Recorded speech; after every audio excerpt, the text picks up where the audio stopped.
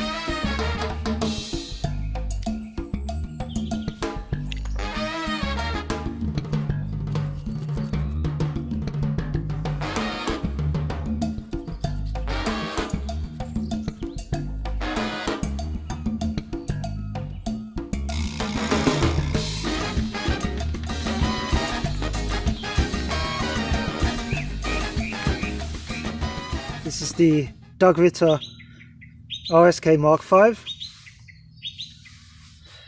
This is a cheap knife from wish.com. Surprisingly, I would say the performance after a bit of sharpening is very similar. These are the feather sticks made by this knife.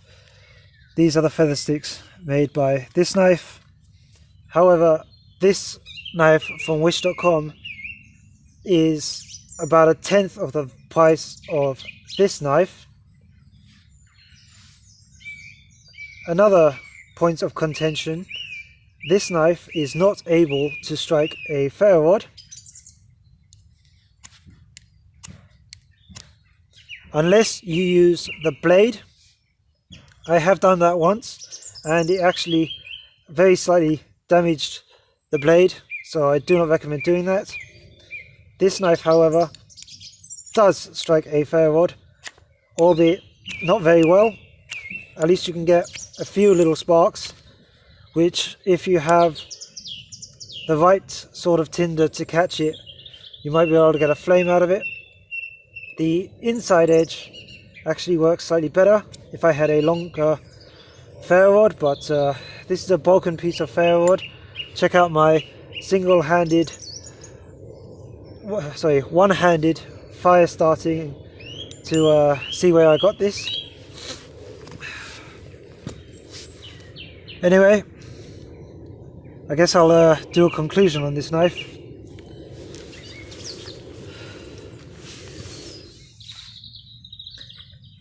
The CRKT Doug Ritter Mk5 in the tin it comes with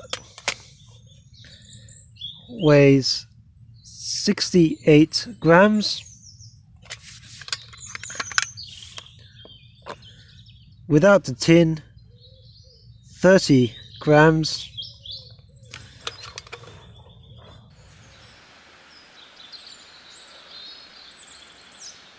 Conclusion time for the Columbia River Knives and Tools Doug Ritter Mk5. I am not a fan of this knife.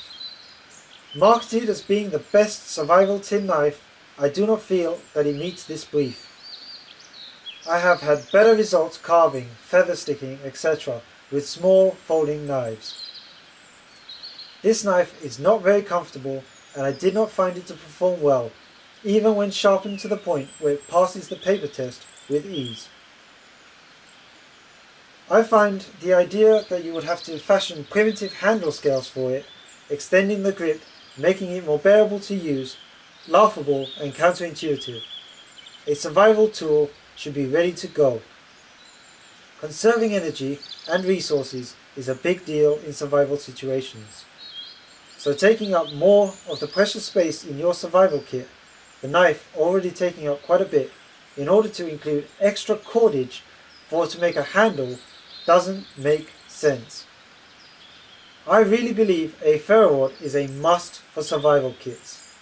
They last for ages, are very durable and weather resistant. The CRKT Mk5's inability to strike a ferro rod straight from the factory disappoints me. I should not have to file down the tip, probably voiding the warranty, in order to get some sparks. The main strength of this knife is its full tang construction. It makes it far better for batoning. A small, strong folding knife, however, can withstand going through sticks about the same width that this knife, the CRKT, can comfortably go through. Let me clarify. A stick about 2 to 3 centimeters thick, about an inch, fits the width of this blade very easily. A small folding knife with a longer blade is limited to about the same because of the strength of its hinge.